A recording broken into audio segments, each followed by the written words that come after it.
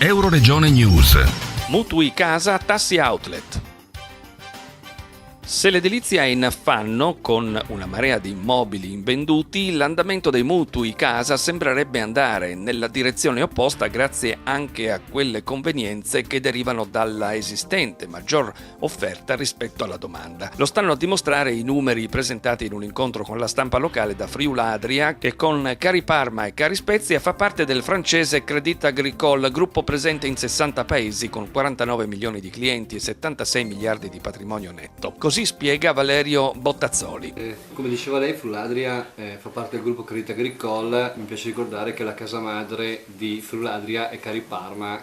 Siamo una banca che negli anni ha continuato a fare utili, sia come Crédit Agricole sia come gruppo in Italia. Ricordo che per quanto riguarda Crédit Agricole, il secondo paese per utile e per investimenti è appunto l'Italia, e continua a investire. Siamo sicuramente l'eccellenza in Francia e lo stiamo diventando anche in Italia sul mondo agro. Nel 2014 Friuladria ha accordato quasi 3.000 mutui, di cui 1.834 in Veneto e 1.084 in Friuli Venezia Giulia, una crescita del 30% rispetto al 2013 al netto delle surroghe. Trend positivo confermato anche nel primo trimestre del 2015 con 800 mutui già effettuati, tanto che Friuladria, oltre che a stipulare nuovi mutui, entra più pesantemente nel mercato delle cosiddette surroghe, che vuol dire possibilità per l'utente di trasferire il mutuo da altre banche.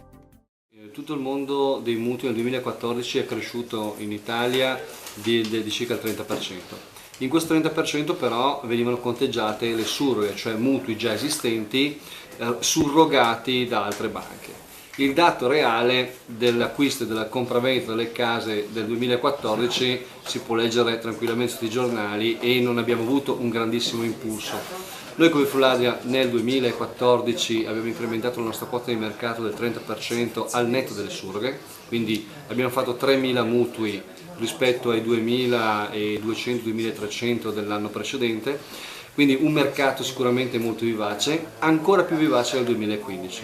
Ci fa molto ben sperare l'andamento del primo trimestre, infatti faccio anche conto che come banca Friuli, Venezia Giulia e Veneto già nei primi 3 mesi dell'anno abbiamo fatto 800-900 mutui, i nostri magazzini si stanno irrobustendo e penso che con questa offerta riusciremo tranquillamente a superare i 4.000 mutui nel 2015.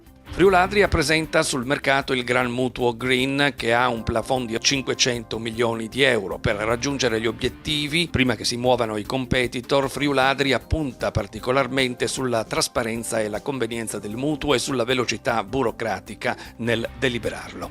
Friuladria ormai da qualche anno è denominata la banca dei mutui. Oggi siamo qui per questo, per presentare il nostro nuovo prodotto che nasce dall'ascolto della nostra clientela.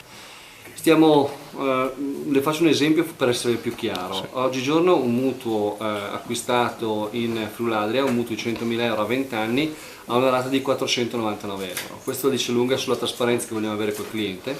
Per i primi 2 anni manterrà una rata di 499 euro, poi sempre il giorno in cui andrà a sottoscrivere il mutuo gli racconteremo come funziona l'indicizzazione, ma avrà per altri 18 anni la rata fissa e questa rata non cambierà mai. Oltre alle caratteristiche finanziarie, Gran Mutuo Green di Friuladria ha un valore aggiunto per un benefit energetico sulle tasche di chi lo sottoscrive e un valore per l'ambiente.